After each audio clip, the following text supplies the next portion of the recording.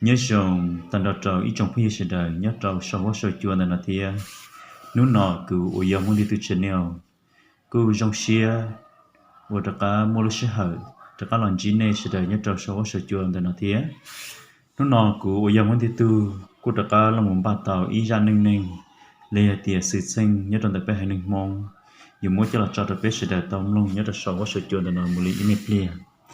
giờ linh đời sau đó họ có chụp bốn kỷ lúc sẽ hỏi cứ thật trời thân thấy trong này cho gì một bao nhiêu lâu thì cứ tết ti tên có tên một sẽ đời là biết sĩ trong lòng ra nên nên để nào một sẽ nên họ trong đi chả hãy sau ra nên nên để nào cũng mất tỷ luôn bên hồi tiề bỏ hậu khử nhia nhớ trong lúc sau trời xuống chơi chợt tận đây giờ là một trong Asia giờ lúc sau hiện tại cái cứ chơi mua ít tu nhiệt tài giờ tu nhiệt tài để nó nếu cứ chơi kia nhiệt tu nhiệt lúa xứ chỉ cô nhiệt tu nhiệt lúa thiết tu chỉ lúa cái cô chỉ nhớ trâu lúa rọt trong số bùa nhớ là nồng hạt bị to ra mình gì chỉ là lúa rọt trong số bùa này chỉ cô chỉ dạy lúa rọt và lo thế cho nên cô nhớ chống một linh đời dù lúc sau lên nền còn gì nên nhớ trong đời thế chỉ lúc sẽ hỏi thầu của tu nhiệt tài thế tuyệt xin đời là sẽ là một nhớ trâu lúa rọt đời chỉ nên cô dạy lúa rọt và một chỉ nên chỉ biết rằng sẽ nhớ chống chúa đừng bon từ Phật sẽ phải trời thế cô lo dạy cái kia chỉ nhớ nhỏ mua đầu ít lúc sẽ hỏi đời chỉ có sợ mua ít tư vậy gì nhớ cho họ là lúc rõ hậu mà tư vậy gì nó mà có sợ chuyện do nông là hay tiền sẽ tư vậy gì nó này họ dám mong đến chi sinh đến chi thế nó chỉ tư vậy gì nó này có ít tư nên có dân ta ra chỉ nên họ dân đủ hàng chỉ có ít tư ở rất rõ nhẹ là vậy thì ít gì mong ở rất rõ nhẹ hàng chỉ nhớ trong lúc sẽ hỏi lấy tiền lúc chơi nhung đỡ nó chạy từ dịch gì và từ quầy giang nó chỉ nếu cô chỉ mua liêm mua té ủa lấy thì cô gần gần thế chỉ những chỉ mua liêm ở té chỉ cho lúc mua chơi một số một cái món bùa lì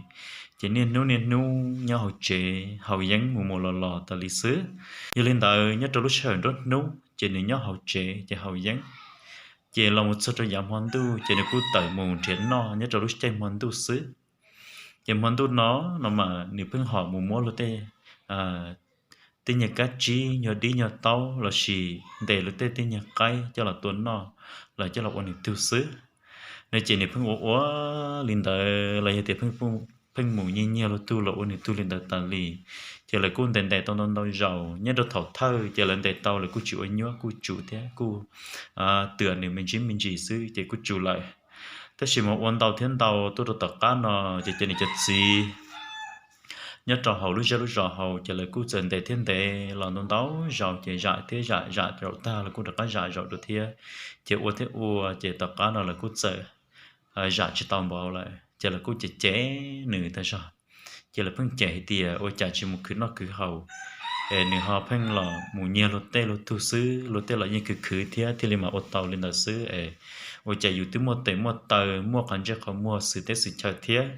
tí chỉ tôi nâng đi mua lan dê lại tiền là tay dù một chiếc tàu dù từ mua tờ ý giả ôi chạy dù chỉ một ua chỉ phân chế lên tay chỉ cần được một ua nọ hậu xong mình nhiều từ thế nó chỉ ua tờ cá nó chỉ nhớ trong lúc sẽ hỏi thời sống chua chầu tại mình chỉ đời ở yên là trong sống ót thì này cút sợ với tôi đang đúng bao sủa hay tiề ôi chà nếu bự thế này hậu dân nếu nhớ là nếu lúc là hậu dân là từ lúc sau hậu dân cho phát tăng lúc sau tới về luôn đó cho nên sợ hậu dân là một sự ý tâm họ đùa chỉ ôi chà chỉ đi bỏ ý tư vậy gì lâu ta chỉ mà những chuyện ý tôi này khó ta chỉ mà hơi chỉ còn nhỏ đấy bao học lo mà bự lông đấy bao xưa chỉ từ việc gì nó là chỉ đi làm đội rong là chỉ clip làm được lúc trong chẳng cả kia là trò chơi chỉ sợ chỉ đánh giá cao là hai cái trò từ việc gì và hậu dẫn nó chỉ là cho chỉ sợ là hai trò để từ cái ti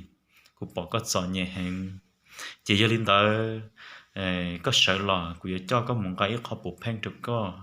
lấy giờ tiệp cũng cho có một cái họ không được có là cha là chỉ bệnh và có lúc nên xin nó lại to thì cũng mất học không nó trâu co lại là chỉ có chỉ xó mù mò lô tê lô tư li ta đâu lại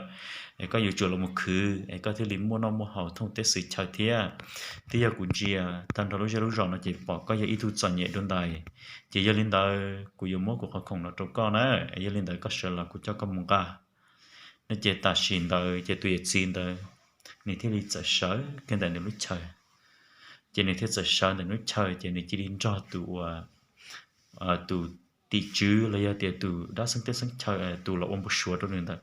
chỉ nên sợ mù họ tụ đang đúng bố chúa là chỉ giờ họ bố chúa xin này họ nói nè chỉ nên thiết dẫn cho tụ tới mù chỉ nên thiết tới plan lúc chơi mù và chả luôn tụ can trí và cái là lúc cái thoát đó còn sẽ chơi sẽ cái đu lú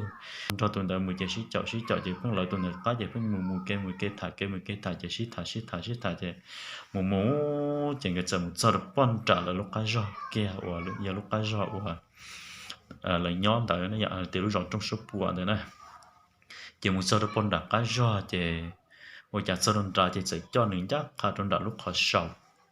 chỉ mỗi lúc họ sầu nó lo nhân tới thế à chỉ nhớ trong lúc họ sầu tới nó mà cho nên cho gì mà lấy những chim mù nữa xuân tới này lấy những chim mù chỉ nhớ trong đấy sáng thu họ sầu tới nó mà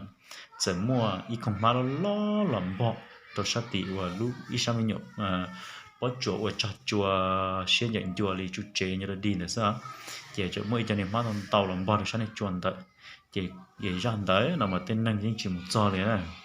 chỉ họ tụi bố sửa cho nên chỉ đi chậu tuần đời chậu thứ sĩ chậu một sau trong đời lúc họ lú họ sau thì chỉ tụ đã tị chữ và là giờ thì tụ chữ họ không được này ạ chỉ thì sẽ cho nên giá cả được thì công má chỉ một phơi lo công má chỉ bỏ luôn dâu chùa và giờ lúc họ dễ lúc kỳ dễ này ạ mê luôn gọi lúc họ trong sao chỉ nên thiết sẽ tụ đã tị chữ thế thì sẽ hại cho người tiền và linh nó nè chỉ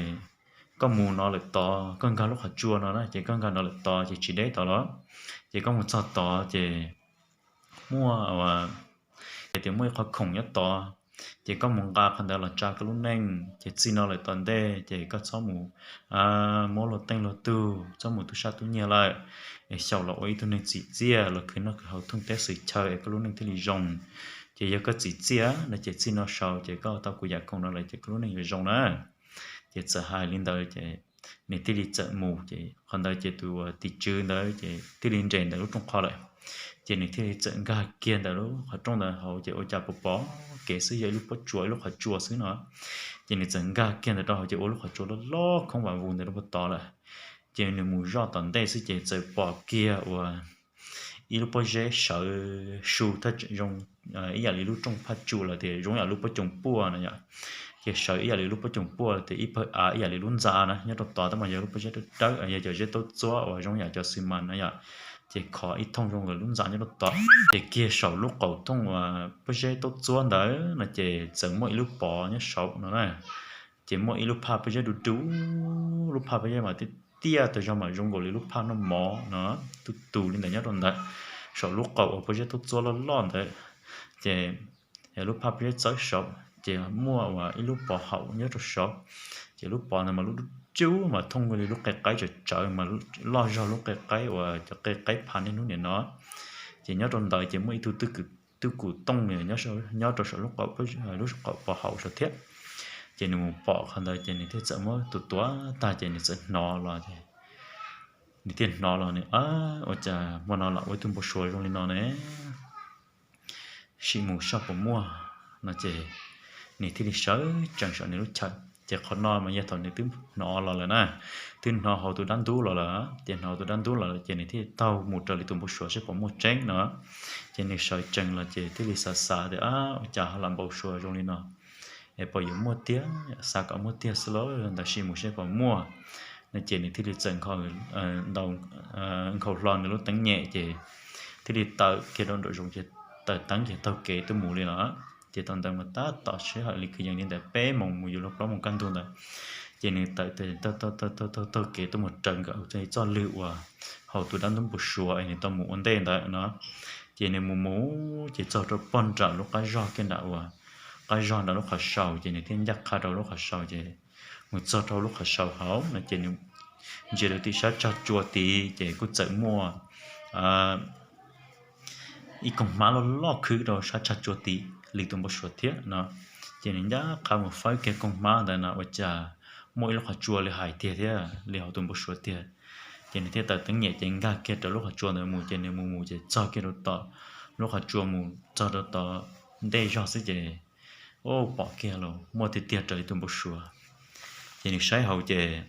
nhưng mà sao chỉ mỗi lúc bao giờ tôi chúa sợ ở trong gọi lúc bao trong cua là chỉ thông cầu đi luôn ra này nhớ cho hậu chỉ mỗi sai là mùi sau đó sợ hậu cho nên chỉ mỗi lúc party tia lúc nhiều party tia chỉ nhớ sợ chỉ nhớ sợ lúc pa sáu là chỉ mỗi lúc bỏ hậu tới sợ lúc bỏ này mà lúc đu luôn cầu đi lúc cái pan là chỉ nhớ là sợ chỉ lúc đu chia này luôn là mà như lúc đu hẹn nữa này chỉ đúng chia sữa luôn là chỉ nhớ được sợ chỉ họ mỗi từ từ cụ tông mà từ từ cụ nó mà luôn liền thì tay sông nó chỉ tới được sợ lúc cậu bỏ hậu sợ thiết nên chỉ những thứ đi mù bỏ không thôi chỉ những thứ món gà là chỉ những gà là cho chỉ nếu cô giờ ít tu nên và khởi nọ cho cá sẽ kể trong lên đó lại khởi một tu sa tu nhẹ một món lột tăng lột tu lột ôn được tu sứ chỉ những khởi ôn lên đó này chỉ ít tu nên họ giống chỉ tu ngang chỉ lọt cho chỉ những họ chỉ là một khởi thế rồi chỉ này chỉ phăng đã có là một nhẹ lột tu liu li nọ li cú ta li sẽ chỉ một nhẹ cái nhẹ bùa rồi là một nhẹ nhọ đi nhọ táo nhọ plei bó cừ nhọ chú rồi chỉ phăng một nhẹ lên đó chỉ là một trò sụt thái kia chỉ này thì là một nhẹ kia với tụi nhiệt tài nữa tụi bắt đầu khoai đây chỉ nhiệt tụi nhiệt tài nó cứ nhiệt tụi nhiệt luôn nó lại cho cái này nhá chỉ tụi nhẹ cái cho cái thì mòn đời chỉ tụi nhiệt gì thì đi chợ muốn để tao tụi nhiệt thấu nọ nó chỉ một nhà chỉ thêm muốn để lấy thì muốn nên để tao lọ chỉ ô hồ cho cứ nhiệt ti chỉ nhiệt gì là tua cho chỉ là thêm một xí xăn la chỉ thì tiền ô ta xin nọ chỉ ô linh nọ bây giờ lúc rõ nó mà tết chết thì chúng nó bỏ hàng lại bỏ hàng này chỉ là mà gì thì dù có xứ lúc rõ này chỉ chỉ mua lên từ nữa chỉ mua có ít lần xứ thì phong nhiên thì nó chỉ uli nó rồi nó trâu để tôi có là chỉ hai nó cho cái bự bự giờ ta đó là chỉ dùng có thể thiết nó này chỉ gì người mà những phần đầu thì lại cho chia cố ở plan đó là theo là một đôi cho chia ta chỉ nó nên để tao thì chỉ muốn lại cho tụi tôi sang được thể nó chỉ muốn được thể chỉ muốn lại nhiều là chỉ lúc sẽ hình tới mà giờ tôi cho được trong ớt xía sẽ mọi như chừng mong gì hàng này ạ chỉ thì muốn đùa sẽ giờ phải chơi lắm nhiều xứ nữa chỉ tụi tôi sáng họ chỉ muốn nhiệt thể rồi chỉ nên thì ô nó chỉ nên cho xí sẽ đời cụ chỉ muốn nhiệt thể nè chỉ ta sĩ cụ mỗi học không chỉ chưa cụ mỗi học không là tôn đồng gây xứ tôn đồng gây trong nè chỉ cụ học không nhưng mà cụ sát tao chỉ nó chỉ muốn đồng gây trong nè chỉ nên mà lý dĩ nhiên là các đồ cũ nó là tụi tôi sáng hà lên đời chỉ tụi gì đấy thì only chỉ không có chỉ những cái tôi sai chỉ tụi tôi sáng là thêm một cái tao này lúc bỏ hậu thêm cái tao tụi cụ tông được tôi nè chỉ muốn đi lúc mình nhận ná chẳng là tôi cho chỉ thêm một trò là sai chỉ tụi gì thế tụi này tài thế cho lâu nay là thế nông thì ôi cha nó tao giặc cùng đó nó chỉ này thế thả li họ ta cũng thả thâu để cho nè nó chỉ này thế thả họ này tụi đang tôm bò sủa cho người mù này thế một cái tao giặc cùng để lọ nó chỉ thế thả kia đâu chỉ này cho gì ta chỉ tụi gì người thế này olim đó olim là olim chỉ chừng cái dúa nó chừng cái thế đi dúa tụi tôi sáng để giặc cùng chỉ thế đi món đầu đó món lọ đó trong cái olim nhẹ cái đấy chỉ cái cô họ đã có tổng gì nhẹ mình chỉ cho tụi tôi sát thiên là chỉ thế này ta lên đó chỉ số chỉ linh nu và tụi nhiệt tài thế tụi gì cái tao giặc cùng nó là nhớ trong cái lúc năng là thì là cả là trang cái lúc năng là chỉ cái lúc năng chỉ là hay mua tên chỉ đính chỉ tao sẽ là y phẫu thông dư là thì ít cho sự đại nhau ok mua không ok là tất là dù cho những số ta chắc dù cho những không phải đua tao mà những số ta đua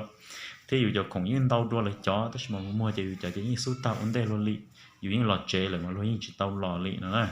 trên cái là tôi cái tung bùa sẽ là chỉ đi vào cái vàng bùa đi lời là ôn luận như luận chế là chú đã đi sẽ là những chỉ đi tao nhẹ lên lời là ôn luận đây rồi có cử sẽ là những tao nhẹ thì chỉ có đất chi là những cái tiểu có từ là những tao lên nữa chỉ lúc sáng thì trên cái khứ lên đó chỉ người chỉ đi mua nhẹ đi là trên cái chỉ đi mua nhẹ chỉ mua hai đôi nhau rồi chơi lúc nhung đấy chỉ phải sát tết chờ là chùa nó mà nhiều khó biết tại chỉ chế hồn đầy nó nhở chỉ hồn đầy tạc cộp nó này chỉ mỗi hai trên cái những mua nhẹ thế chỉ thì mùi vào to chỉ chế nó cho là chay thế chỉ lúc sáng tới mà cho nên chỉ mua nhẹ chỉ những vừa chế nó chỉ chế nó là trả nữa chế tụi nhiệt tài thế tụi gì người thế mùi tại lúc trên là cho là trà chế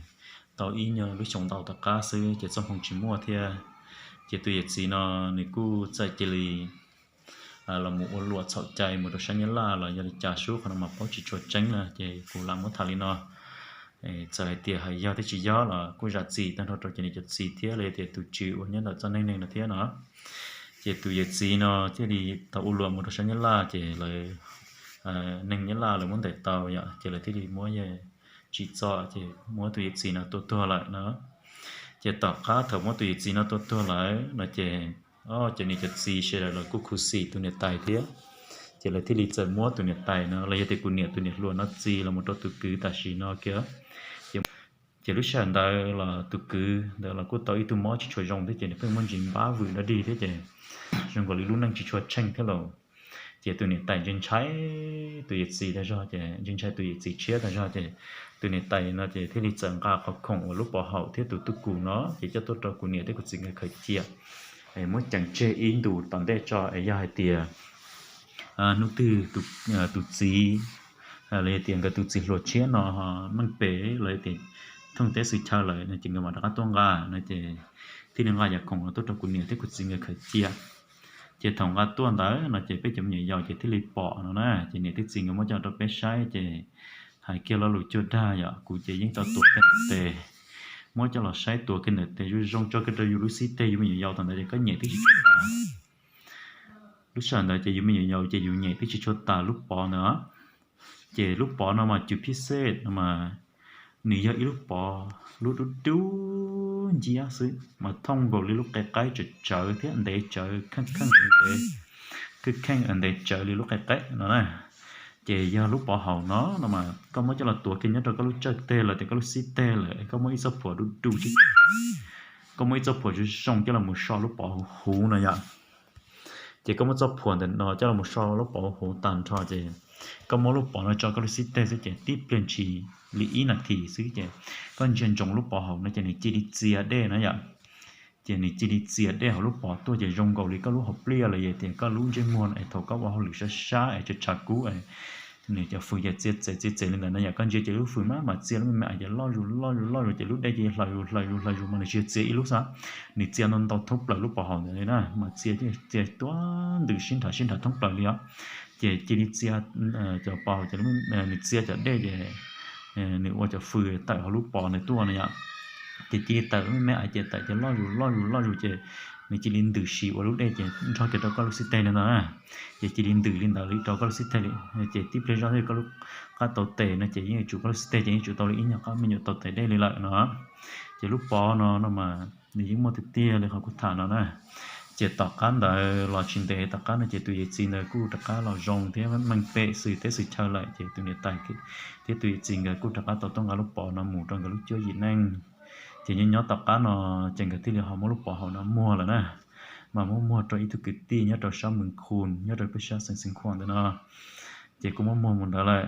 chỉ ta xin nó đi lúc này nó lúc bỏ nó mua hay những chừng nhỏ nè ta chỉ mà nhớ được chữ chia nó lại chỉ ta xin nó những chừng nhỏ giờ lên đời ra ninh là để sự sinh cái bảo hộ cái nhia nó là chỉ cũng muốn thảo là sao thì cho chết gì nó và thì chỉ xia hay tiệt tới rồi có giờ tụi chị thời gian nên nó ấy cũng chỉ là không có cho là thà thì nó lại là thì giờ nếu chọn nhiều gì nếu họ nói sao là nếu họ sẵn đồng ý thì sẽ đi chờ